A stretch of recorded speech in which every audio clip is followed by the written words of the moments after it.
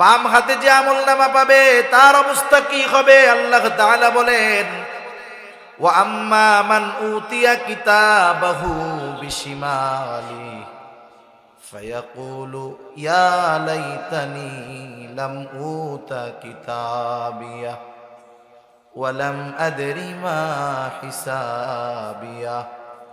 যে বাম হাতে আমলনামা প্রাপ্ত হবে সে বলবে, হায় আমার দুর্ভোগ, লাম উতা কিতাবিয়া, আমি যে এই আমলনামা যদি না পাইতাম কতই না ভালো হতো। সে আফসোস করতে থাকবে, ওয়ালাম আদরি মা হিসাবিয়া, আমি আমার এই হিসাবের ব্যাপারে যদি না জানতাম কতই না ভালো হতো। সেই দিন সে আফসোস করবে, কিন্তু করার কিছু থাকবে না। ডান হাতে আমলনামা প্রাপ্ত মানুষগুলা হবে জান্নাতি। বাম হাতে যারা আমলনামা পাবে, দুনিয়ার মধ্যে সে যে কর্ম করেছে সেই কর্ম অনুযায়ী তাকে প্রতিফল দেওয়া হবে। এই কথাটাই এখানে মূলত বোঝানো উদ্দেশ্য। কুল্লু নাফসিম বিমা কাসাবাত রহিনা, প্রত্যেক প্রাণ তার কর্মের ব্যাপারে সে আবদ্ধ, বন্ধক রাখছে, মানে খারাপ কাজ করছে সে ওই খারাপ কাজের প্রতিদান পাবে। তবে ইল্লা আসহাবাল ইয়ামিন, ডানপন্থী তথা যারা ডান হাতে আমলনামা পাইছে তারা ছাড়া। আল্লাহ রাব্বুল আলামিন এরপরে যারা ডানপন্থী তথা জান্নাতি তাদের অবস্থা কি হবে? জান্নাতীরা যখন জান্নাতের মধ্যে চলে যাবে, জান্নাতে যাওয়ার আগ পর্যন্ত প্রত্যেকটা মানুষ সর্বোচ্চ চিন্তায় থাকবে। সেই দিন মানুষেরা প্রত্যেকে নিজের চিন্তায় বিভোর থাকবে। কোরআনুল কারীমের মধ্যে আল্লাহ তাআলা বলেন, ইয়াউমা ইয়াফিরুল মারউ মিন আখিহি ওয়া উম্মিহি ওয়া আবিহি ওয়া সাহিবাতিহি ওয়া বানিহি লিকুল্লি ইমরিইম মিনহুম ইয়াউমাইযিন শা'নুন ইউগনিহি। সেই দিন তো এমন একদিন, দুনিয়ায় ভাইয়ের সাথে কত মহব্বত, সেই দিন ভাইয়ের থেকে পালাবে।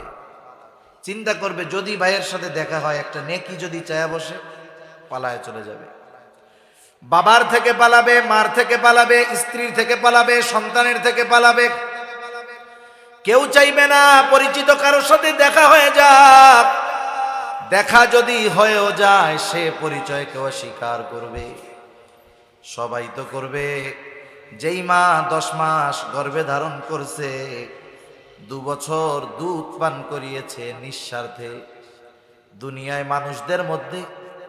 দুনিয়ার মানুষের মধ্যে নবীর কথা পড়ে, অন্যান্য মানুষের মধ্যে যে সবচাইতে নিঃস্বার্থভাবে ভালোবাসে সে হলো মা।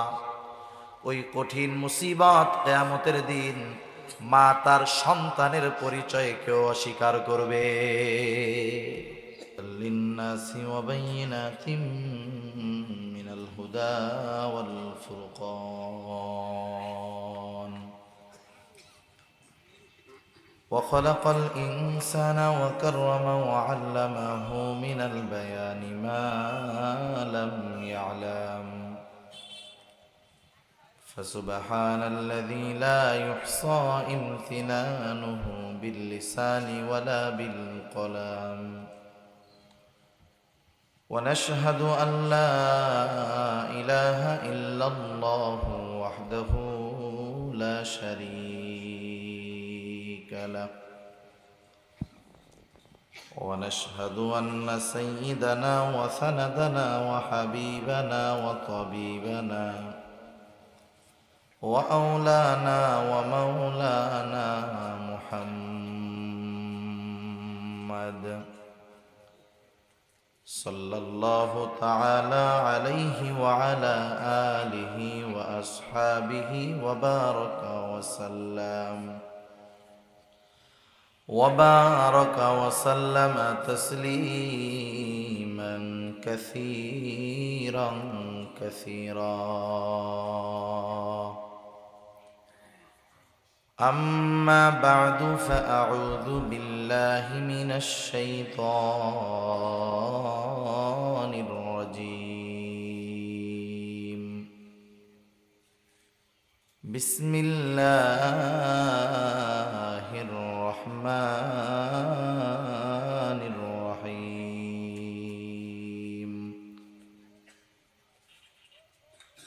كل نفس بما كسبت رهينة إلا أصحاب اليمين في جنات يتساءلون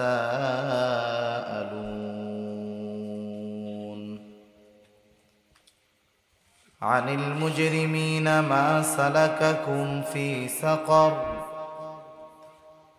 قالوا لم نك من المصلين ولم نك نطعم المسكين وكنا نخوض مع الخائضين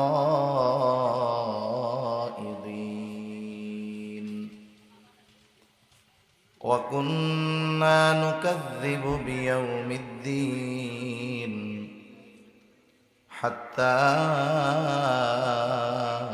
أتانا اليقين صدق الله العلي العظيم আমরা মুহাব্বতের সাথে দুরূদ শরীফ বলি اللهم صل على محمد وعلى آل محمد كما صليت على إبراهيم وعلى آل إبراهيم إنك حميد مجيد اللهم بارك على محمد وعلى آل محمد كما باركت على إبراهيم وعلى آل إبراهيم إنك حميد مجيد بلغ العلا بكماله كشف الدجى بجماله حسنت جميع خصاله صلوا عليه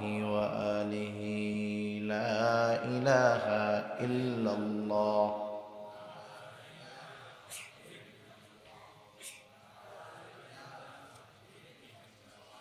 لا إله إلا الله لا إله إلا الله لا إله إلا الله محمد رسول الله صلى الله عليه وسلم الحمد لله ঐতিহ্যবাহী চট্টগ্রাম জেলার অন্তর্গত আনোয়ারা থানাধীন মালঘর তরুণ কাফেলার উদ্যোগে আয়োজিত প্রথম বার্ষিক ইসলামী সম্মেলনের সম্মানিত শ্রদ্ধেয় সভাপতি আমন্ত্রিত ওলামা হযরত, আমার সামনে উপস্থিত সম্মানিত মুরব্বিয়ানে কেরাম, সমবয়সী যুবক বন্ধু, স্নেহের ছোট ভাই এবং পর্দার অন্তরালে অবস্থানরতা সম্মানিত শ্রদ্ধেয় মা ও বোন, দয়াময় আল্লাহ রাব্বুল আলামিনের দরবারে অগণিত শুকর যে মহান মালিক আমাদের হায়াতে বরকত দিয়ে সুস্থ রেখে দীর্ঘ রাত পর্যন্ত ওলামা হযরতদের জবান থেকে বহুত গুরুত্বপূর্ণ কথা শ্রবণ করবার, আমাকেও আপনাদের খেদমতে কিছু দ্বীনি কথা পেশ করবার সুযোগ যে মহান মালিক দান করেছেন, সে মহান মালিককে খুশি করার জন্য মোহাব্বতের সাথে জবান খুলে অন্তর থেকে আমরা একবার কালিমাতুশ শুকর পাঠ করি আলহামদুলিল্লাহ। অগণিত দুরূদ ও সালাম সৈয়দুল আম্বিয়া, আশরাফুল আম্বিয়া, খাতামুল আম্বিয়া, বিশ্বনবী, শেষ নবী, শ্রেষ্ঠ নবী মুহাম্মদুর রাসূলুল্লাহ সাল্লাল্লাহু আলাইহি ওয়াসাল্লামের উপর।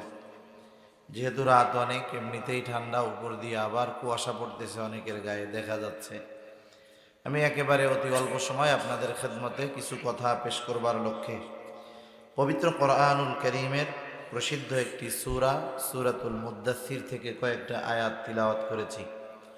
আল্লাহ তাআলার কাছে তৌফিক চাই, অল্প সময় আল্লাহ তাআলা কিছু কথা আমাকে আপনাদের খেদমতে বলার তৌফিক দেন, যে কথাগুলো আমাদের সবার দুনিয়া এবং আখেরাতের জন্য কল্যাণকর হয়, সকলে বলি আমিন। আজকে আসলে আপনাদের এখানে মাওলানা আনিসুর রহমান আশরাফি সাহেবের আসার কথা ছিল। যাই হোক, যেহেতু উনি আমন্ত্রিত মেহমান ছিলেন, আসতে পারেন নাই। কারণ হলো উনি ইন্ডিয়াতে গিয়েছিলেন অসুস্থ চিকিৎসার জন্য। অসুস্থতাজনিত কারণে ইচ্ছা থাকার পরে উনি আসতে পারেন নাই। আমরা দোয়া করি আল্লাহ তাআলা হজরতকে দ্রুততার সাথে পরিপূর্ণ সুস্থতা দান করেন।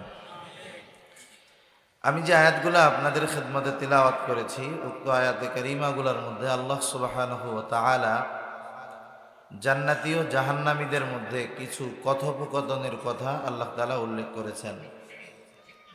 প্রথমত প্রশ্ন হতে পারে যে আমরা তো এখনো আছি দুনিয়াতে, এখনো তো জান্নাত জাহান্নাম কারো জন্য নির্ধারিত হয় নাই, তাহলে আল্লাহ তাআলা এত আগেই জান্নাতি আর জাহান্নামীদের মধ্যে কথাবার্তা আমাদের কাছে জানায় দিলেন কেমনে? এই জিনিসটা বোঝার জন্য একটা জিনিস খেয়াল করলে সহজ হয়ে যাবে। সময়, সময়ের স্রষ্টা কে? আল্লাহ তাআলা। আমাদের কাছে সময়টা তিন ভাগে বিভক্ত: অতীতকাল, বর্তমানকাল, ভবিষ্যৎকাল।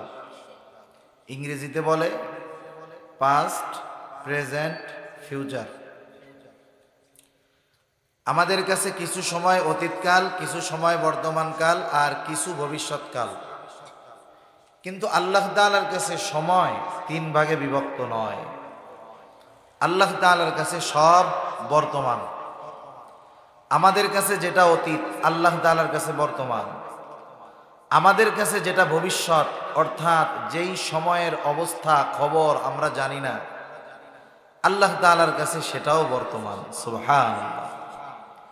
আল্লাহ তাআলার কাছে অতীত বর্তমান আমাদের হিসাবে যত কিছু ঘটেছে, ঘটছে, ঘটবে, সব কিছুর খবর ইলম আল্লাহ তাআলার কাছে আছে। যেহেতু আল্লাহ তাআলার কাছে সময় সব বর্তমান, সেজন্য আমাদের কাছে যেটা এখনো হয় নাই সেটা আল্লাহ তাআলার সামনে উপস্থিত বর্তমান। এজন্য আল্লাহ তাআলা জান্নাতি আর জাহান্নামীদের মধ্যে কথাবার্তা কি হবে আমাদেরকে আল্লাহ তাআলা জানায় দিয়েছেন। কোরআনুল কারীমের মধ্যে আল্লাহ সুবহানাহু ওয়া তাআলা সুন্দরভাবে জানায় দিয়েছেন। জান্নাতীরা জাহান্নামীদেরকে জিজ্ঞাসা করছে, তোমরা জাহান্নামে আসার কারণ কি? জান্নাতি কারা হবে আর জাহান্নামী কারা হবে?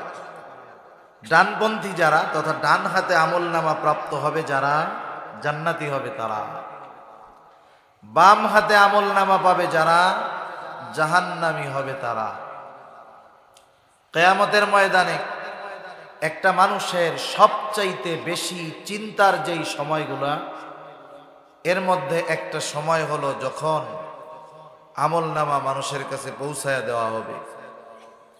আল্লাহ সুবহানাহু ওয়া তাআলা আমাদের প্রত্যেকের দুনিয়াতে যেই আমল আমরা করছি, সেই আমলগুলা ফাইল আকারে, বোঝানোর জন্য বলতেছি আর কি, ফাইল আকারে আমাদের প্রত্যেকের কাছে পৌঁছায়া দিবেন। সুবহানাল্লাহ। দুই কাঁধের দুই ফিরিস্তা লিখতেছে, আর একজন ফিরিস্তা আমাদের কথাগুলা সংরক্ষণ করতেছে, সব ফাইল আকারে আছে। কিয়ামতের দিন আল্লাহ তাআলা আমলনামা ছেড়ে দিবেন। যার যেই ফাইল, যার যেই আমলনামা যথাযথভাবে তার হাতের মধ্যেই এসে পৌঁছাবে। কেউ ডান হাতে পাবে, কেউ বাম হাতে পাবে। যারা ডান হাতে পাবে এরা আনন্দিত হয়ে যাবে। আল্লাহ তাআলা কোরআনুল কারীমের মধ্যে বলেন, ফাআম্মা মান উতিয়া কিতাবাহু বিয়ামিনিহি ফায়াকুলু হাউম ইকরাউ কিতাবিয়া। আল্লাহ রাব্বুল আলামিন বলেন, ফাআম্মা মান উতিয়া কিতাবাহু বিয়ামিনিহি, ডান হাতে যে কিতাব পেয়ে যাবে, আমলনামা পেয়ে যাবে, ফায়াকুলু হাউম ইকরাউ কিতাবিয়া, সে আনন্দে মানুষদেরকে বলবে, এই যে আমার আমলনামা পড়ো, আমার আমলনামাটা পড়ো। ছোটবেলায় আমরা যখন স্কুলে পরীক্ষা দিতাম, আমাদের সময় পরীক্ষার প্রশ্ন যেই উত্তরপত্রের মধ্যে লিখতাম, আমাদেরকে ওই উত্তরপত্রটা ফেরত দেওয়া হতো বাসায় নিয়ে দেখানোর জন্য। যার পরীক্ষা ভালো হতো 100-র মধ্যে 80, 90, 95, 95, 100 পাইত। ও বন্ধুদেরকে দেখাইতো আর বলতো, দেখো আমি কত সুন্দর উত্তর লিখেছি, 100-র মধ্যে 90 পেয়ে গেছি। আর যার পরীক্ষায় ফেল, ওর খাতাটাও কাউকে দেখাইতে চাইতো না। ও খাতাটা লুকায়া রাখতো, বাড়িতেও গোপন করতো। বাড়ি থেকে বারবার জিজ্ঞাসা করে, কই অঙ্ক খাতা দিছে নাকি? বলে না, এখনো দেয় নাই। কারণ কি করছে? ফেল করছে। আনন্দে আমরা যেমন ওই প্রশ্নের উত্তরপত্রটা দেখাই, আমলনামা ডান হাতে পাবার পর আনন্দে সে বলবে, এই আমার আমলনামা তোমরা পড়ো। এখন সে আমলনামা ডান হাতে পাওয়ার কারণটা সে বর্ণনা করবে। 100-র মধ্যে 95 কেন সে পেয়েছে? কারণ পরীক্ষা ভালোভাবে দিয়েছে, লেখাপড়া ঠিক মতো করেছে। এইবার সে বলবে, ইন্নী যনান্তু আন্নী মুলাকিন হিসাবিয়া, আমি এই ব্যাপারে দৃঢ় ধারণা রাখতাম যে আমাকে হিসাবের সম্মুখীন হওয়া লাগবে। দুনিয়াতে আমি এই বিষয়ের উপরে দৃঢ় বিশ্বাস রাখতাম, সেই জন্য দুনিয়ার আমল আমি সুন্দর করছি, এই জন্য ডান হাতে আমলনামা পাইছি। সে খুশি হয়ে গেছে। আবার যে বাম হাতে আমলনামা পাবে, বাম হাতে যে আমলনামা পাবে তার অবস্থা কি হবে? আল্লাহ তাআলা বলেন, ওয়া আম্মা মান উতিয়া কিতাবাহু বিশিমালি ফায়াকুলু ইয়া লাইতানি লাম উতা কিতাবিয়া ওয়া লাম আদরি মা হিসাবিয়া। যে বাম হাতে আমলনামা প্রাপ্ত হবে সে বলবে, হায় আমার দুর্ভোগ, লাম উতা কিতাবিয়া, আমি যে এই আমলনামা যদি না পাইতাম কতই না ভালো হতো। সে আফসোস করতে থাকবে, ওয়ালাম আদরি মা হিসাবিয়া, আমি আমার এই হিসাবের ব্যাপারে যদি না জানতাম কতই না ভালো হতো।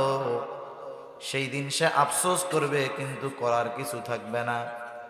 ডান হাতে আমলনামা প্রাপ্ত মানুষগুলা হবে জান্নাতি। বাম হাতে যারা আমলনামা পাবে, দুনিয়ার মধ্যে সে যে কর্ম করেছে সেই কর্ম অনুযায়ী তাকে প্রতিফল দেওয়া হবে।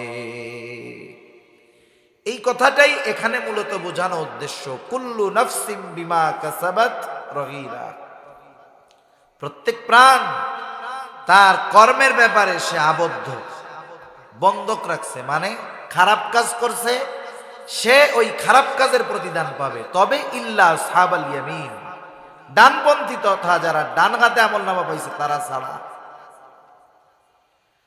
আল্লাহ রাব্বুল আলামিন এরপরে যারা ডানপন্থী তথা জান্নাতি তাদের অবস্থা কি হবে?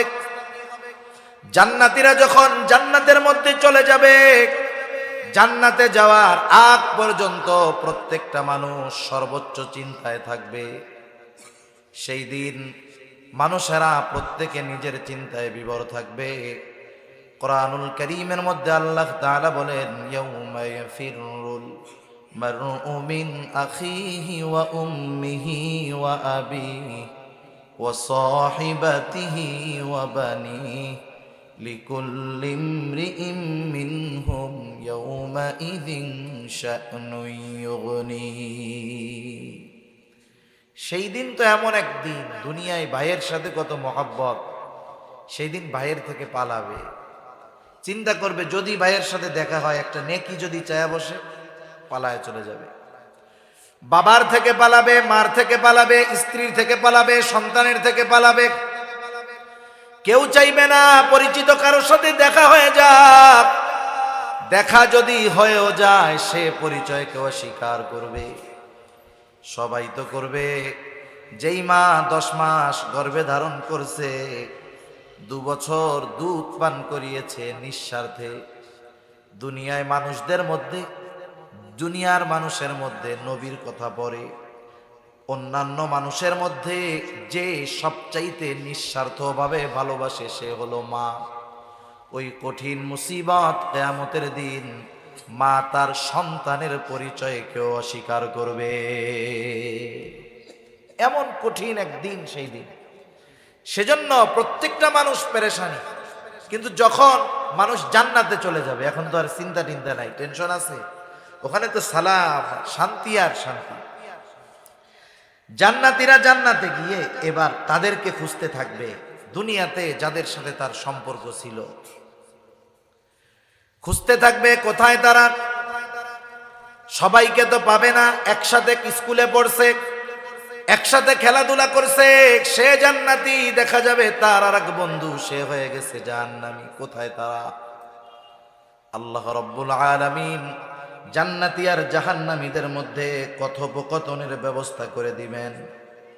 জান্নাতি আর জাহান্নামীদের মধ্যে কথোপকথনের ব্যবস্থা আল্লাহ তাআলা করবেন।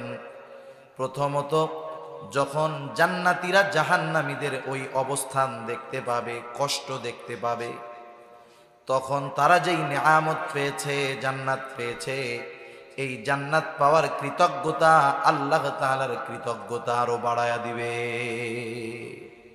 যখন কেউ শুধু শান্তির মধ্যে থাকে, কষ্টের ব্যাপারে তার কোনো জ্ঞান থাকে না, সে এই শান্তির মর্ম বুঝতে পারে না। জাহান্নামীদের ওই দুর্দশা দেখে জান্নাতীরা বুঝতে পারবে আল্লাহ তাআলা কত মেহেরবানি আমাদের উপর করছেন। জান্নাতীরা পরস্পর কথাবার্তা বলবে, ফি জান্নাতি ইয়াতাসাআলুনা আনিল মুজরিমিন। তাফসীরে ইবনে কাসীরের মধ্যে আসছে জান্নাতীরা পরস্পর বলাবলি করবে, জান্নাতীরা জাহান্নামীদেরকে জিজ্ঞাসা করবে। আল্লাহ তাআলা কত সুন্দরভাবে এই কথোপকথনের কথা আমাদেরকে জানায়া দিয়েছেন। ফি জান্নাতি ইয়াতাসাআলুনা আনিল মুজরিমিন মা সালাকাকুম ফি সাকার। মুজরিম তথা পাপী জাহান্নামীদের কাছে তারা জানতে চাইবে, মা সালাকাকুম ফি সাকার, কোন জিনিস তোমাদেরকে এই জাহান্নামে আনলো, কোন কারণে জাহান্নামে তোমরা আসতে বাধ্য হইলা। এবার জাহান্নামীরা জাহান্নামে যাওয়ার কারণগুলা বলবে। অল্প সময় এই কারণগুলা যাই না, আমরা ইনশাআল্লাহ আলোচনা শেষ করে দেব। জাহান্নামীরা জাহান্নামে যাওয়ার কারণগুলা এবার তারা বলবে। এই সূরার মধ্যে 4টি কারণ জাহান্নামীরা তাদের জাহান্নামে যাওয়ার কারণ হিসাবে উল্লেখ করবে। কয়টা কারণ? 4টা কারণ। এই 4 কারণ, জাহান্নামে যাওয়ার 4 কারণ যদি আমাদের কারো মধ্যে থাকে, বিপদের বিষয় না? সেজন্য ওই 4 কারণ যদি আমাদের কারো মধ্যে থাকে, ওই মন্দ কারণগুলো বের করতে হবে, নাইলে বলা যায় না এই কারণে আল্লাহ না করুন জাহান্নামে যাওয়া লাগতে পারে। জাহান্নামীরা বলবে, ক্বালু লাম নাকু মিনাল মুসাল্লিন। 1 নাম্বার কারণ, আমরা মুসল্লি ছিলাম না। আমরা তো মনে করি সপ্তাহে একদিন নামাজ পড়লেই সে মুসল্লি, বিষয়টা এমন নয়। আমার আগে হযরত আরশের ছায়ায় যেই 7 শ্রেণীর মানুষ স্থান পাবে, এর মধ্যে একজন হলো সেই ব্যক্তি, রাজুলুন কলবুহু মুআল্লাকুন বিল মাসাজিদ। ওই ব্যক্তি যার অন্তর সর্বদা মসজিদের সাথে থাকে, সে হলো অরিজিনাল মুসল্লি। আর যেই ব্যক্তির অন্তর সর্বদা মসজিদের সাথে থাকে, সে কখনো নামাজ ত্যাগ করে না, সে কখনো নামাজ পরিত্যাগ করে না, বরং তার দুনিয়ার মধ্যে সবচাইতে গুরুত্ব যেই ব্যাপারে থাকে সেটার নাম হলো নামাজ। জাগতিক যত ব্যস্ততা তার থাকুক না কেন, নামাজের সময় হলে তার অন্য কোনো কিছুর আর পেরেশানি থাকে না, সব নামাজের দিকে সে ঝুঁকিয়ে দেয়, নামাজের ব্যাপারে সে চিন্তিত বেশি থাকে। আচ্ছা একটু বলেন তো, দুনিয়ায় আমাদের দেশ 92% মুসলমানের দেশ। কিছু জিনিস আছে শুধু দাবি করলে হয় না। 92% মুসলমানের দেশ, আমরা দাবি করি, কিন্তু জরিপ হলো আমাদের দেশে যত মুসলমান আছে, এই মুসলমানদের মধ্যে শতকরা 10 ভাগও নয়, বরং তার অনেক কম, 7-8% মানুষ সর্বোচ্চ 5 ওয়াক্ত নামাজ পড়ে। বাকি 93% মুসলমানের হিসাবে 93% মুসলমান 5 ওয়াক্ত নামাজ পড়ে না। ঢাকা শহর সহ আমাদের গ্রাম অঞ্চলগুলোতেও জুমার দিন মসজিদ ভরে যায়, 5-7 তলা মসজিদ ভরে, বিশাল রাস্তায় জায়গা থাকে না, জ্যাম লেগে যায় ঢাকার মধ্যে। যেই মসজিদে জুমার সময় 7 তলা ভরে, রাস্তা ভরে গেছে সব, ওই মসজিদে আসরের নামাজে নিচের তলায় অর্ধেক ভরে না। অবস্থা কি চিন্তা করেন। জুমার নামাজ এত মানুষ পড়ে, এরপরেও জরিপ হলো যে বাংলাদেশে অর্ধেক মুসলমানও জুমার নামাজ পড়ে না। তার মানে হিসাবে আমরা মুসলমানের সংখ্যা যা, তার অর্ধেক ফুল ফিল বেনামাজি, জুমার নামাজও পড়ে না। এগুলা এমনি মুসল্লি তো হইতে পারে নাই, সাপ্তাহিক মুসল্লি হইতে পারে নাই তারা। অথচ চিন্তা করে দেখেন নামাজ কত গুরুত্বপূর্ণ একটা ইবাদত। যে কথা বলতে চেয়েছিলাম, দুনিয়ার মানুষ যারা বেনামাজি, নামাজ পড়ে না, নামাজের গুরুত্বটা কিন্তু বোঝে, নামাজ যে ফরজ এটা বোঝে, কিন্তু নামাজ পড়ে না। এর কারণটা কি? আপনাদের বাজারে যারা বেনামাজি, জিজ্ঞাসা করবেন ব্যবসায়ী যদি হয়, নামাজ পড়ো না কেন? বলে ভাই আসর মাগরিব এশা এই 3 ওয়াক্ত এমন এক ওয়াক্ত, এই টাইমে দোকানের মধ্যে ক্রেতা আসে বেশি, তাই না? তার মানে সে নামাজ না পড়ার কারণ হলো জীবিকা উপার্জন, রিজক অন্বেষণ করতে গিয়ে সে নামাজ পড়ে না। যেই ব্যক্তি রিক্সা চালায়, অটো চালায়, সিএনজি চালায়, জিজ্ঞাসা করেন নামাজ পড়ো না কেন? সে বলবে সময় পাই না, পেটের চিন্তা কইরাই তো অস্থির, কামাই রোজগার ভালো হয় না, নামাজ পড়বো কেমনে? আমাদের একটা চিন্তাধারা এমন হয়ে গেছে যে আমরা মনে করি শরীয়তের বিধিবিধানগুলা মান্য করলে শুধু মনে হয় পরকালের কল্যাণ, দুনিয়ার কোনো মনে হয় কল্যাণ নাই। আমাদের ধারণাটা ওই রকম যে আমরা যদি শরীয়তের হুকুম আহকাম মেনে চলি, লাভ পরকালে, দুনিয়ার মনে হয় কোনো লাভ নাই। যদি দুনিয়ার লাভটা বুঝতো সাধারণ মানুষ, ব্যবসায়ী দোকান বন্ধ করে তাহলে নামাজ পড়তো।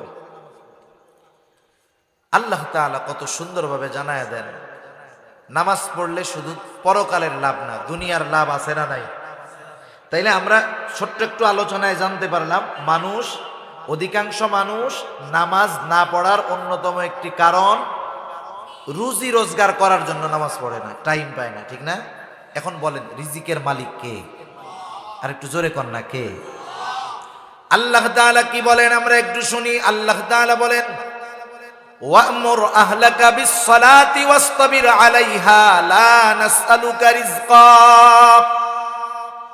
আল্লাহ রাব্বুল আলামিন বলেন ওয়া'মুর আহলাকা বিস-সালাতি ওয়াসতাবির আলাইহা, তুমি তোমার পরিবার পরিজন অধীনস্থদেরকে নামাজের আদেশ করো, তো তারাও পড়বে, তাদেরকেও পড়াও, তুমিও তার উপরে অটল থাকো, তুমিও নামাজি হও। কারণ একা নামাজ পড়লে হবে না, একা জাহান্নাম থেকে বাঁচলে হবে না। কারণ আল্লাহ তাআলা বলেন ইয়া আইয়ুহাল্লাযীনা আমানু কু আনফুসাকুম ওয়া আহলিকুম নারা। আল্লাহ তাআলা বলেন হে ঈমানদারেরা, তুমি নিজে এবং তোমার অধীনস্থদেরকে জাহান্নামের আগুন থেকে বাঁচাও। দুনিয়ার অনেক নেককার মানুষ, ভালো মানুষ, দিনদার মানুষ, আখিরাতে এই যে তার অধীনস্থদেরকে দ্বীনের উপরে চলার আদেশ নির্দেশ না দেওয়ার কারণে দুনিয়ায় ভালো আমল করনেওয়ালা লোকটা কিয়ামতে এদের কারণে ধরা খেয়ে যাবে। এজন্য আমরা অনেক সময়, অনেক মানুষ আছে ঘরের থেকে ফজরের নামাজ পড়তে বের হয়, দরজাটা এত আস্তে খোলে যাতে আওয়াজে ছেলে মেয়ে স্ত্রী সন্তানের ঘুম না ভেঙে যায়। একা একা নামাজ পড়ে চলে আসছে, ঘরের সবাই ঘুমাইতেছে নাক ডাইকা, সে তো মনে করতেছে আমি নামাজ পড়ে আসলাম। সে তো তার সন্তান, অধীনস্থ পরিবার পরিজন এদেরকেও জাহান্নামের দিকে ঠিক ঠেলা দিল। ওদেরকে ঠেলে দেওয়ার কারণে ওরাও টাই না, ওই নামাজিকে ওরাও জাহান্নামে নিয়ে যাবে। একা পড়ছে, এদের পড়তে বলে নাই। সেজন্য আল্লাহ তাআলা জানায় দিলেন অধীনস্থদেরকে নামাজের আদেশ করো, আর তুমি এই নামাজের উপরে অটল থাকো। লাভটা কি হবে? আল্লাহ তাআলা বলেন, লা নাসআলুকা রিজকা, আমি তোমাদের কাছে রিজিক চাই না, বরং তোমরা নামাজ যদি পড়ো, অধীনস্থদেরকে যদি পড়াও, লাভ তোমাদের। প্রথম লাভ দুনিয়ার। আল্লাহ তাআলা বলেন, নাহনু নারযুকুকা, আমি আল্লাহ তোমাদেরকে রিজিক প্রদান করব। সুবহান। তাইলে দেখেন, ব্যবসায়ী ব্যবসা করে, নামাজ পড়ে না, রিজিকের আশায় কাজ হবে? বরকত হবে না। সেজন্য নামাজ পড়লে দুনিয়ায় রিজিকের ব্যবস্থা আল্লাহ তাআলা কইরা দিবেন। শত ব্যস্ততা থাক, কাজ থাক, আমরা 5 ওয়াক্ত নামাজ পড়ব। 5 ওয়াক্ত নামাজ সুন্দরভাবে পড়তে, একেবারে ধীর স্থিরতার সাথে সাথে। সাধারণ মুসল্লিরা তো আর সূরা বাকারা, আল ইমরান দিয়ে পড়বে না, ওনরা তো শেষের 5-7টা সূরা দিয়ে পড়বে, 10টা সূরা দিয়ে পড়বে। ওই সূরাগুলা দিয়ে সুন্দরভাবে 4 রাকাত নামাজ পড়তে 10 মিনিট লাগবে, একেবারে সহি শুদ্ধভাবে। সব মিলিয়ে 5 ওয়াক্ত নামাজে 1.5 ঘন্টা সময় লাগলো। 1.5 ঘন্টা সময় কি একবারে লাগে না 5 বারে লাগে? এক বল খেলা দেখতে তো 2 ঘন্টা একটানা বসে থাকলে মজা হবে, তাই না? অথচ 5 ওয়াক্ত নামাজ 5 ভাগে পড়বে, 1.5 ঘন্টা সময়, মসজিদে ঢুকতে মন চায় না। আফসোস, কি বলবো অন্যদের কথা। কত জায়গায় কত মুরব্বী আছে, দাড়িটা পেকে গেছে, চামড়া ঢিল হয়ে গেছে, ঝুলে গেছে, চোখ কোটরের মধ্যে চলে গেছে, 70-75 বছর বয়স, মসজিদের পাশে 4 দোকান, বসে দীর্ঘ সময় বসে চা খায়, টেলিভিশন দেখে, বিড়ি খায়, পান চাবায়, পাশে আজান হয়, নামাজ হয় মসজিদে, আল্লাহর বান্দা ঢুকতে পারে না। নসিব বড় খারাপ। সেজন্য জাহান্নামীরা বলবে, আমরা মুসল্লি ছিলাম না, আমরা মুসল্লি হব। মুসল্লি শুধু নিজে হলে হবে না, অধীনস্থদেরকেও মুসল্লি বানাতে হবে।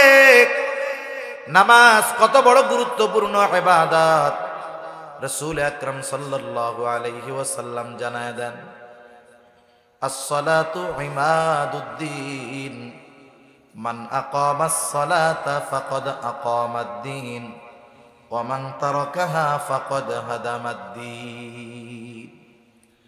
নবীজি সাল্লাল্লাহু আলাইহি ওয়াসাল্লাম বলেন, নামাজ হলো দ্বীনের স্তম্ভ। মান আকামাস সালাহ, যে নামাজ কায়েম করে সে দ্বীন প্রতিষ্ঠা করে। সুবহানাল্লাহ। বলেন তো, আপনাদের এলাকার বেনামাজি যারা, মুসলমান ঘরের সন্তান, একজন দিনদার মানুষ গিয়ে যদি ওই বেনামাজি মুসলমানকে বলে, চল আমরা দিন ধ্বংস করব, বেনামাজি, ওরে যদি বলা হয় চল আমি আর তুই গিয়া দিন ধ্বংস করব, বেনামাজি বলবে, তুমি নামাজ পড়ে কি করলে? আগে পিটাবে ওরে, ঠিক না? বলে, তুমি নামাজ পড়ো আবার দিন ধ্বংস করতে চাও। অথচ ও বেনামাজি, ও জানে না যে ও নামাজ না পড়ে নিজেই দিন ধ্বংস করতেছে। নবীজি এরপরে বলেন, ওয়ামান তারাকাহা ওয়ামান তারাকাস সালাতা ফাকাদ হাদামাদ-দ্বীন, আর যে নামাজ ছেড়ে দিল সে দিন ধ্বংস করলো। তাহলে বেনামাজি দিন ধ্বংসকারীদের একজন। চিন্তা করে দেখছেন তো, এমন এক ইবাদত, নামাজের মাধ্যমে আল্লাহ তাআলার সাথে বান্দা সবচাইতে নৈকট্য অর্জন করে। শুধু তাই না, দুনিয়ার প্রয়োজন নামাজের মাধ্যমে আল্লাহ তাআলার কাছ থেকে এই প্রয়োজন মেটানো যায়। সালাতুল হাজতের মাধ্যমে দুনিয়ার প্রয়োজন মেটানো যায়। শুধু তাই না, নামাজের মাধ্যমে আল্লাহ রব্বুল আলামিনের সাথে বান্দা কথোপকথনে লিপ্ত হয়ে যায়। বান্দা সূরা ফাতিহা যখন পড়া শুরু করে, প্রত্যেক আয়াত পড়ে, আর প্রত্যেক আয়াত তিলাওয়াতের পরে আল্লাহ তাআলা জবাব দেয়। সুবহানাল্লাহ। বান্দা সেজদার মাধ্যমে আল্লাহ তাআলার সবচাইতে নৈকট্য অর্জন করে। ওয়াসজুদ ওয়াকতারিব, সেজদা করো আর নৈকট্য অর্জন করো। সুবহানাল্লাহ। রাসূল আকরাম সাল্লাল্লাহু আলাইহি ওয়াসাল্লাম অন্তরের প্রশান্তি আনয়নের জন্য সালাত, নামাজ পড়তেন। নবীজির নামাজের ইতিহাস বললে তো লম্বা সময় লাগবে। আমরা তো ফরজটাই ঠিক মতো পড়ি না। পড়বো তো ইনশাআল্লাহ, আল্লাহ তৌফিক দান করুক। যারা পড়ি তো আলহামদুলিল্লাহ, যারা পড়ি না তারা পড়বো। 2 নাম্বার কারণ হিসাবে জাহান্নামীরা বলবে, ওয়ালাম নাকুনু তুইমুল মিসকিন, আমরা মিসকিনদেরকে খানা প্রদান করতাম না, মিসকিনদেরকে খানা দিতাম না। স্বাভাবিকভাবে সাধারণভাবে যে কাউকে খানা খাওয়ানো এটা কিন্তু ফজিলতের কাজ। রাসূল আকরাম সাল্লাল্লাহু আলাইহি ওয়াসাল্লামের কাছে একজন এসে জিজ্ঞাসা করতেছে, আইয়ুল ইসলামি খাইর, ইসলামের মধ্যে উত্তম কাজ কোনটা? নবীজি সাল্লাল্লাহু আলাইহি ওয়াসাল্লাম ছিলেন উম্মতের রূহানি ডাক্তার। দেখা যায় তো একই প্রশ্ন একাধিক ব্যক্তি করেছে, কিন্তু এক এক জনের জন্য তিনি এক এক ধরনের উত্তর দিয়েছেন। এই ব্যক্তি প্রশ্ন করলো আইয়ুল ইসলামি খাইর, নবীজি সাল্লাল্লাহু আলাইহি ওয়াসাল্লাম বললেন, তুতঈমুত তাআম ওয়া তাকরাউস সালাম আলা মান আরাফতা ওয়া মান লাম তারিফ। তুমি খানা খাওয়াও, মানুষকে খানা খাওয়াও, আর পরিচিত অপরিচিত সবাইকে বেশি বেশি সালাম প্রদান করো। এ দুটা ইসলামে উত্তম কাজ। সাধারণভাবে খানা খাওয়ানো, কিন্তু এটা বুঝতে হবে যে সাধারণভাবে খানা খাওয়ানোর সিস্টেমটাও ঠিক হইতে হবে। আপনাদের এলাকার খবর জানি না, এখন তো মানুষকে দাওয়াত দেয় পাবার আশায়। আগের মুরব্বীদের কাছে শুনছি, মুরব্বীদেরকে শেষ সময় দেখছি ওনাদের দূর সম্পর্কের আত্মীয়, দূর সম্পর্কের আত্মীয়, রক্তীয় সম্পর্কের না, 5-6 প্যাঁচ দিয়া এরপরে খালাতো ভাই। আপন ভাই তো নাই, 5-7 প্যাঁচের পরে এরপরে কি খালাতো ভাই। ওই খালাতো ভাইয়ের মেয়ের বিবাহ, দাওয়াত দেয় নাই কেন? এই জন্য রাগ হইছে, কথা কয় না, অভিমান করছে যে তোমার মেয়ে বিবাহ দিলা, আমাকে দাওয়াত দিলা না, রাগ হইছে। আর এই জামানায় যাকে দাওয়াত দেওয়া হয়, দাওয়াত দিলে খুশি তো বহুত দূর, টেনশনে পড়ে যায় যে কমিউনিটি সেন্টারে সব আটকাইয়া খাওয়াইয়া দাওয়াইয়া পাশে সামনে টেবিল নিয়ে বসে থাকবে, টাকা না দিয়া উপায় আছে। এই জামানায় মানুষ দাওয়াত দেও বাইসা বাইসা, যাদেরকে দাওয়াত দিলে বড় বড় নোট দিবে এদেরকে দাওয়াত দেয়। এই দাওয়াত খাওয়ানোতে কোনো লাভ নাই, কারণ এই দাওয়াত তো প্রতিদানের আশায় খাওয়াইতেছে, ঠিক কিনা বলেন? আরো কত খাওয়ানো আছে, সব খাওয়ানোর কথা সব জায়গায় কইতে হয় না। তা যাই হোক, এই একটাই বলি, প্রতিদানের আশায় যদি খাওয়ায় কোনো লাভ নাই। আর যদি আল্লাহর জন্য খাওয়ানো হয়, একজন ধনী মানুষ হতে পারে, তারে খাওয়াইলাম আল্লাহর জন্য, ওই খাওয়ানোর মধ্যেও ফজিলত আছে, ঠিক কিনা? এটা সাহাবাদের একটা গুণ, তারা মানুষরে খানা খাওয়াইতেন প্রতিদানের আশায় নয়, এমনটাও আশা করতেন না। অনেক সময় আমরা বলি যে তার উপকার করলাম, প্রতিদান না দেয় না দিক, একটু ধন্যবাদও দিল না, আফসোস করি না আমরা এরকম? সাহাবারা কেমন ছিল, তাদের গুণ ছিল কেমন, তারা মানুষকে খানা খাওয়াইতো কেন? আল্লাহ তাআলা বলেন, ইন্নামা নুতঈমুকুম লিওয়াজহিল্লাহ লা নুরিদু মিনকুম জাযাআন ওয়ালা শুকুরা।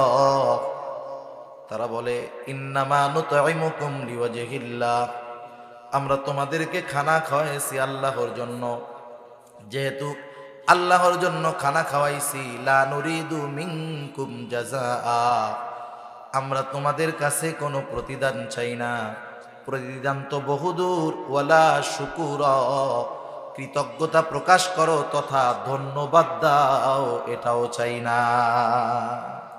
আর আমরা কি করি? দাওয়াত দিয়া কমিউনিটি সেন্টারের মধ্যে ঢুকাইয়া বাইরে হওয়ার দরজা একটা, লজ্জায় হইলেও টাকা দেওয়াই লাগবে। এই ধরনের দাওয়াত আত্মার সম্পর্ক বাড়ায় না, বরং এ ধরনের দাওয়াত ইউরোপ আমেরিকানদের সিস্টেম, তাদের কালচার, তারা পেইং গেস্ট রাখে, পেইং গেস্ট, বাসায় মেহমান থাকে ঠিক, কিন্তু টাকা দিয়ে খাওয়ান লাগে। এটা মুসলমানের কালচার না। এজন্য আমরা সাধারণভাবে মানুষকে খানা খাওয়াবো, এটা তো ভালো কাজ। এখন এই খাবারটা যদি মিসকিন অসহায়রে খাওয়ানো হয়, তেলও মাথায় তেল দিলে ওতে কোনো দাম পাওয়া যায় না। যে প্রতিদিন ভালো খায় তারে ভালো খাওয়াইয়া সুনাম হয় না, দোয়া পাওয়া যায় না, বরং খাওয়ানোর পরে সে আগে 5 দিন যা খাইছে এটার সাথে এটার কম্পেয়ার করে, কি বলে, যারে গতকাল যে গোশটা খাইলাম মেজবানির গোশ, ওইটা যে মজা লাগছে, আজকে এটা জাল বেশি হয়ে গেছে। ও তো প্রতিদিন খায়, এই জন্য খাওয়ার পরে শুকরিয়ার টাইম তো নাই ওর, ও কম্পেয়ার করে, তুলনা করে, আগের দিনেরটা কেমন হয়েছে, ওই বাড়িরটা কেমন হয়েছে, ওই হোটেলেরটা কেমন হয়েছে। কিন্তু আমি আপনি যদি একজন অসহায়রে খাওয়াই, যে 1 মাস গরুর গোশতের গ্রানই পায় নাই, লবণ কম হইল না বেশি হইল, ঝাল হইল না কম হইল, ওইটা দেখবে না, ও খাইয়া খুশি হয়ে যাবে, ঠিক কিনা বলেন? সেজন্য মিসকিনদেরকে খানা খাওয়ানো বড় ফজিলতের কাজ। আমার কাছে সামর্থ্য নাই, আমি খাওয়াইতে পারি না, আরেকজনকে উৎসাহ দিব, নিরুৎসাহিত করব না। নিজে খানা খাওয়াইতে পারলে সবচেয়ে ভালো। আমি পারলাম না, আমার কাছে একজন আসছে সাহায্যের জন্য, ভাই 10টা টাকা দেন কিছু খাবো, আমার কাছে নাই। আমার বন্ধু পাশে আছে, আমি যদি তাকে বলি বন্ধু তুমি তাকে 10টা টাকা দাও, সে যদি দেয়, আমি 10 টাকা দান না করেও শুধুমাত্র সুপারিশ করার কারণে তার দানের সমপরিমাণ সওয়াবের মালিক আমি হয়ে যাব। প্রথম আমি নিজে খাওয়াবো যদি পারি, না পারলে আরেকজনকে কি দিব? উৎসাহ দিব, নিরুৎসাহিত করব না। এই নিরুৎসাহিত করা হলো আবু জেহেল মার্কা কাজ। সূরা মাউনের শুরুতে কাফেরদের 3টা বদঅভ্যাসের কথা আল্লাহ তাআলা বলছেন। কাফেরদের 3 বদঅভ্যাসের মধ্যে একটা কি? ওয়ালা ইয়াহুদ্দু আলা তুআমিল মিসকিন। তারা মিসকিনদেরকে খানা দেয় না, বরং আরো কি করে? নিরুৎসাহিত করে। কতজন আছে এরকম? অভাব নাই এমন মানুষের, নিজে তো দিলই না, আরেকজন যখন দিতে যায় বলে ওরে না দিয়ে আমারে দে, আমি একটা চা খাই এটা দিয়ে। একজন মানুষ যদি আমার আপনার কাছে কিছু চাইতে আসে, ধরেন সেই লোকটা ধোঁকাবাজ হতে পারে, আমি তার ব্যাপারে সুনিশ্চিতভাবে জানি না যে লোকটা ধোঁকাবাজ আসছে, আমি আমার নিয়ত ঠিক রাইখা তাকে যদি কিছু দিয়ে দেই, আশা করা যায় আমার নিয়তের কারণে সে ধোঁকা দিতে পারে, কিন্তু আমার নিয়তের কারণে আমি সওয়াব বঞ্চিত হব না। এরপরে আমার কাছে নাই, আমি তাকে উত্তম কথার দ্বারা ফিরাইয়া দিব, নাই বলে বিরক্ত হব না। কারণ যারা অসহায় এদেরও একটা আত্মমর্যাদা আছে। মনে করেন 2 জন মানুষ এক জায়গায় আছে, একজনের কাছে এসে সাহায্য চাইল, বলে যে কিছু দেন, এই বেচারা রাগ হয়ে গেল, ধর তোমাদের জ্বালায় রাস্তাঘাটে চলা যায় না, রাগ হইয়া 100 টাকার নোট একটা দিয়ে দিল। সচরাচর সাধারণত রাস্তাঘাটে ভিক্ষা কয় টাকা? 10 টাকা 20 টাকা নয় দেওয়া হয়, 100 টাকা দেওয়া এটা বড় একটা ব্যাপার না? 100 টাকা দিছে, কিন্তু ব্যবহার করছে কি? খারাপ। পাশে আরেকজনের কাছে গেছে, তার কাছে নাই, সে দিতে পারে নাই, সে সুন্দর ভাষায় বলছে ভাই এখন তো আমার কাছে নাই, তুমি পরে যদি আসো দেখা করো ইনশাল্লাহ আমি দিব, আইসো। হ্যাঁ, সুন্দর একটা হাসি দিল, কিন্তু দিতে পারলো না। বলেন তো ওই গরিব মানুষ খারাপ আচরণকারীর 100 টাকা পেয়ে নাকি ওই লোকটা দেয় নাই তার সুন্দর আচরণ পেয়ে খুশি হবে? সুন্দর আচরণে খুশি হবে। এজন্য উত্তম কথা, উত্তম আচরণ এটাও একটা ভালো কাজ। তাহলে মিসকিনদেরকে খানা না দেওয়া, অপরকে নিরুৎসাহিত করা, এটা কাফেরদের অভ্যাস। কাদের অভ্যাস? একটু জোরে বলেন না, কাদের অভ্যাস? কাফেরদের অভ্যাস। যারা মিসকিনদেরকে খানা দেয় না, অপরকে দিতে নিরুৎসাহিত করে, তারা দুনিয়াতে রিজিক সংকীর্ণতায় পড়বে, দুনিয়াতে থাকবে মাগার খাইতে পারবে না। আছে না এরকম অনেক মানুষ? আল্লাহ কত টাকা পয়সা দিছে, বয়স 35-40 বছর, আল্লাহ তাআলা গলায় ক্লোজ করে দিছে, কিছু খাইতে পারে না। এমন রোগ আল্লাহ তাআলা দিছে, যেই লোক চাইলে ডেলি 2টা গরু জবাই দিয়া মেজবানি খাইতে পারে, খাওয়াইতে পারে। এমন রোগ হয়ে গেছে 40 বছর বয়সে, ডাক্তার বলছে বাঁচতে চাইলে আমার কথা মতো চলতে হবে। কি করব? বলে ভাত খাইতে পারবা না, গোস্তর গন্ধও শুকতে পারবা না, তাহলে খামো কি? বলে তোমার কিডনি সমস্যা, ডায়াবেটিস সমস্যা, হাই প্রেসার, খাবা কি তুমি? তোমার জন্য খাবার হইল আতপ চাউলের জাউ। জাউ চিনেন? জাউ চিনেন? জাউ নরম করে রান্না করে যে পোলা পানরে খাওয়ায়।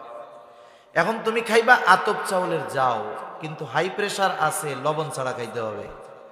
একটু বলেন তো, আতপ চাউলের জাউ যদি লবণ ছাড়া দেওয়া হয় কেউ খাবে? আল্লাহ চাইলে থাকবে সম্পদ, খাওয়াবে ওইটা। সূরাতুল ফাজর, আল্লাহ রাব্বুল আলামিন এই সূরার মধ্যে রিজিক সংকীর্ণতার 4টি কারণ বর্ণনা করেছেন।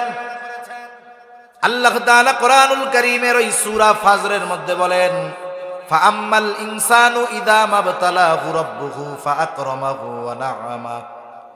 আল্লাহ তাআলা যখন মানুষের পরীক্ষা নেওয়ার জন্য আল্লাহ তাআলা তাকে নেয়ামত দেন, ইযা মাবতালাহু রাব্বুহু ফাআকরামাহু ওয়া না'আমা, তাকে সম্মানিত করেন, নেয়ামত দেন, সম্পদের মালিক বানায়া দেন, ওই লোকটা তখন বলতে থাকে ফায়াকুলু রব্বি আকরামান, আমার রব আমাকে সম্মানিত করছে।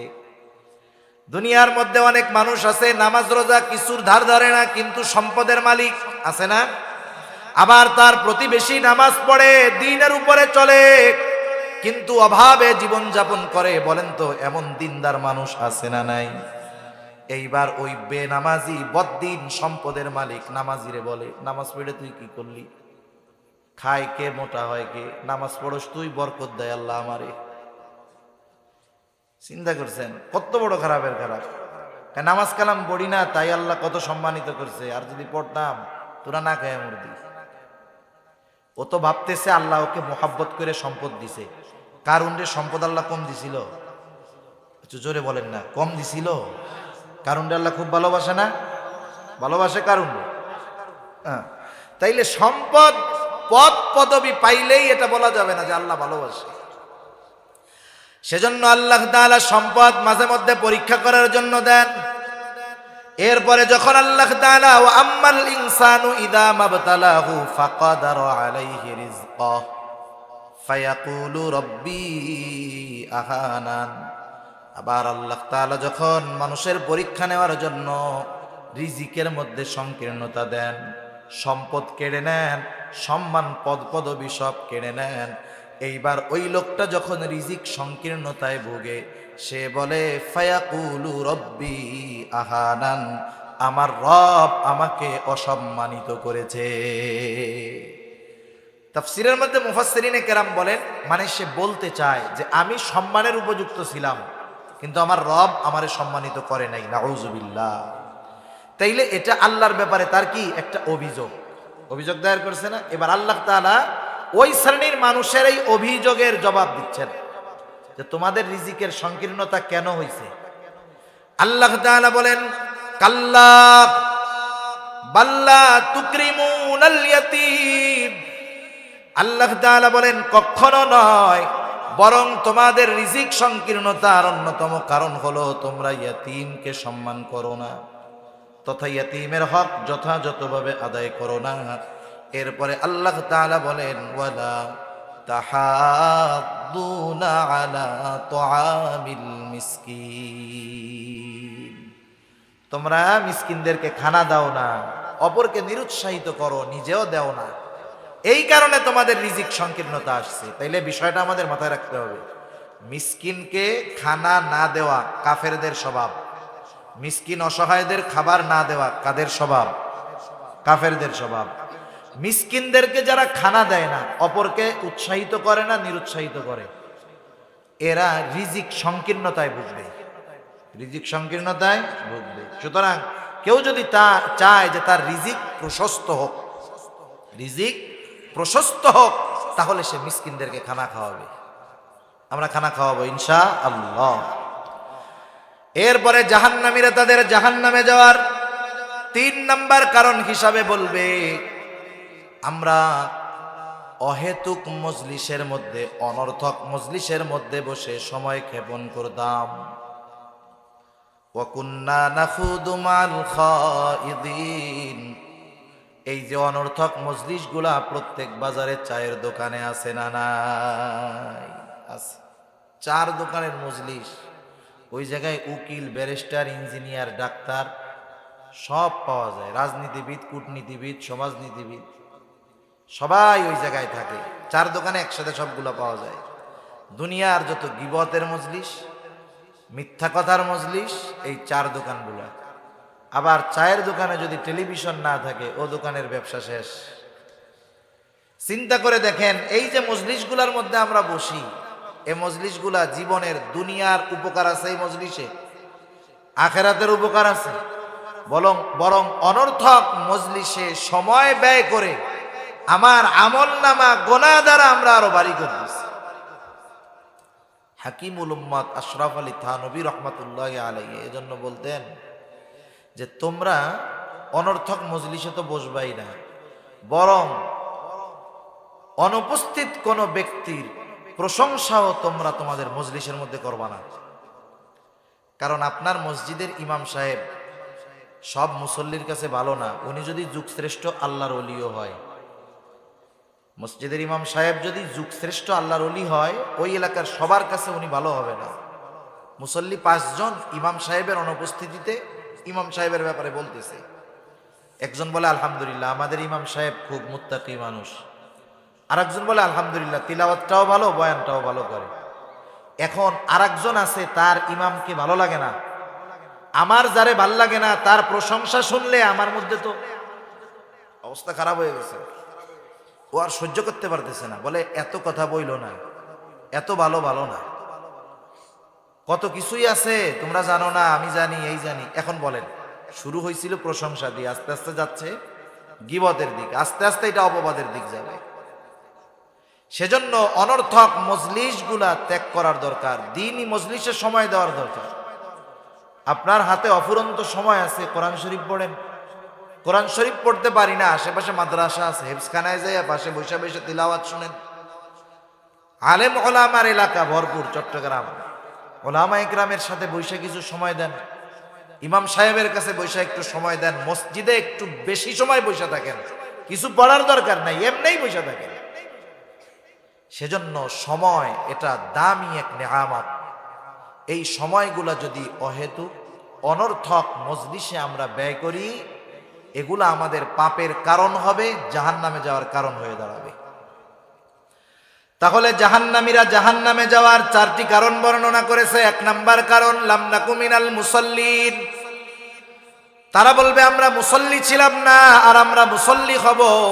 ওয়ালাম নাকু নুতাইমুল মিসকিন, আমরা মিসকিনদেরকে খানা দিতাম না, আমরা মিসকিনদেরকে খানা দিব।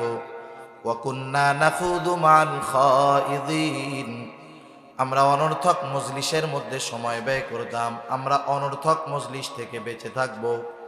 4 নম্বর কারণ হিসাবে তারা বলছে, ওয়া কুন্না নুকাযযিবু বিয়াউমিদ্দিন। কারো মধ্যে যদি আগের 3টা দোষ থাকে, ঈমান যদি ঠিক থাকে, এই 3 দোষ থাকে, নামাজ পড়ে নাই, মিসকিনদের খানা দেয় নাই, অনর্থক মজলিসে বসছে, কিন্তু একটু হইলেও ঈমান নিয়ে মরতে পারছে, সে তো অপরাধের শাস্তি ভোগ করার পর একটা সময় ঈমানের কারণে জান্নাতে যাবে। কিন্তু 4র্থ ত্রুটি যদি কারো মধ্যে থেকে যায়, সে আর কাজ হবে না, অনন্তকাল জাহান্নামে থাকতে হবে। কারণ কিয়ামতের প্রতি বিশ্বাস রাখা ঈমানের 6 স্তম্ভর একটি। ঈমানের ভিত্তি 6টি, এর একটি হলো পরকালের উপরে বিশ্বাস রাখা। আমরা ছোটবেলা মক্তবের মধ্যে পড়ছি, আমাদেরকে 7টা পড়ানো হইতো আর কি। আমানতু বিল্লাহি ওয়া মালাইকাতিহি ওয়া কুতুবিহি ওয়া রুসুলিহি ওয়াল ইয়াউমিল আখিরি ওয়াল কদরি খাইরিহি ওয়া শাররিহি মিনাল্লাহি তাআলা। শেষে একটু বাড়ায়া পড়াইতো ওয়াল বাসি বাদাল মাউত, মৃত্যুর পরে পুনরায় পুনরুজ্জীবিত হওয়ার পর, ওয়াল ইয়াউমিল আখিরি আর ওয়াল বাসি বাদাল মাউত। মূলত 2টা হলো 2-এর মধ্যে 1, 1-এর মধ্যে 2, এই 2টা একই জিনিস। মৃত্যুর পর থেকে নিয়ে বাকি সময়টা হলো পরকাল, এগুলার উপরে বিশ্বাস রাখা। সেই জন্য ঈমানের 6 স্তম্ভর একটি হলো ওয়াল ইয়াউমিল আখিরি, কিয়ামতের উপরে বিশ্বাস রাখা। একটা মানুষ যদি পরকালকে অস্বীকার করে, পরকালকে অবিশ্বাস করে, নিঃসন্দেহে সে বেঈমান। আচ্ছা, জাহান্নামে যাওয়ার কারণ, কিয়ামতকে অস্বীকার করতাম, পরকালকে মিথ্যা মনে করতাম, মিথ্যা প্রতিপন্ন করতাম, এই কথাটা কেন বলা হইল? এই কারণটা কেন সামনে আনা হইল?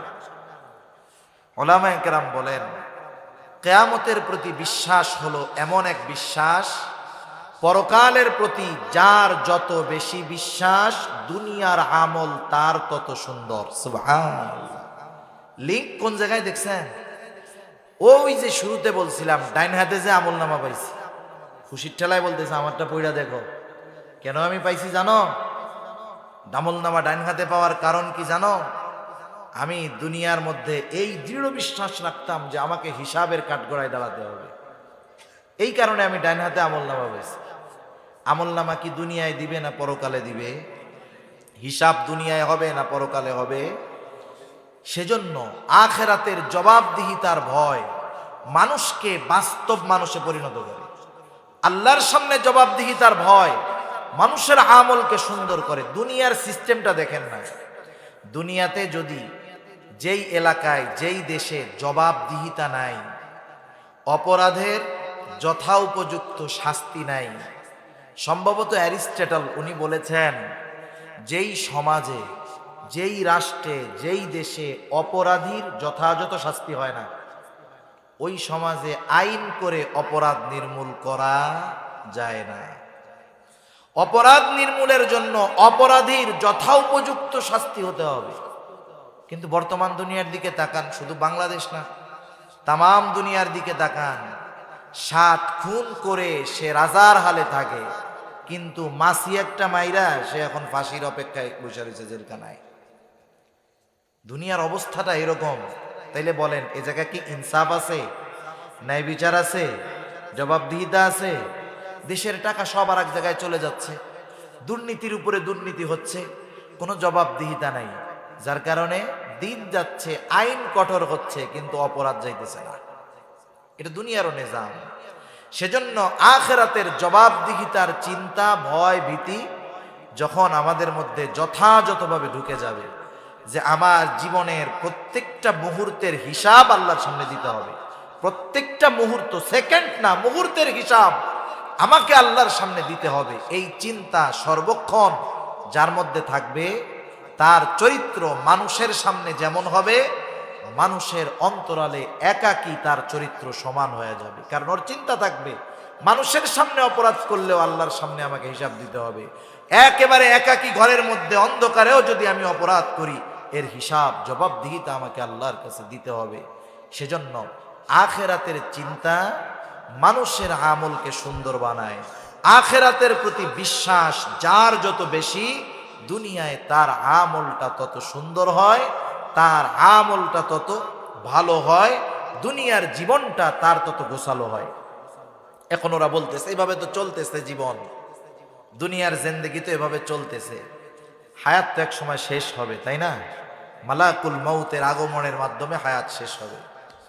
এবার তারা বলতেছে হাত্তা আতানাল ইয়াকিন, এভাবে চলতেছে, একটা সময় দৃঢ় সত্য আমাদের কাছে চলে আসলো। ইয়াকিন এর অর্থ, এর উদ্দেশ্য হলো মাউত। আল্লাহ তাআলা কোরআনুল কারীমের আরেক জায়গায় বলেন, ওয়া'বুদ রাব্বাকা হাত্তা ইয়াতিয়াকাল ইয়াকিন, আপনি আপনার রবের ইবাদত করেন কোন পর্যন্ত? হাত্তা ইয়াতিয়াকাল ইয়াকিন, দৃঢ় সত্যর আগমন পর্যন্ত, তথা মৃত্যুর আগ পর্যন্ত। এভাবে জীবন চলতেছে। একটা সময় মউত চলে আসছে, আমি আর ফিরে যেতে পারি নাই, ভালো কাজ করতে পারি নাই, তাওবা করতে পারি নাই, নেক আমল করতে পারি নাই। মৃত্যুর পরে যারা দুনিয়াতে ভালো কাজ করে না, গুনার কাজ করে, মৃত্যুর পরে আফসোস হবে, আকাঙ্ক্ষা হবে আবার দুনিয়ায় ফিরে আসতে যদি পারতাম, ভালো কাজ করতাম। আশা হবে, আকাঙ্ক্ষা হবে, কিন্তু দুনিয়ায় কি ফিরে আসা যাবে? ফিরে আসা আর যাবে না। সেজন্য আমরা দুনিয়াতে থাকতে থাকতেই ভালো কাজগুলা করতে হবে।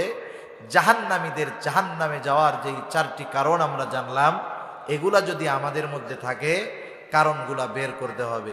আল্লাহ সুবহানাহু ওয়া তাআলা আমাদের সবাইকে কথাগুলা অনুযায়ী যথাযথভাবে আমল করবার তৌফিক দান করুন। সকলে বলি আমিন, আরো জোরে বলি আমিন।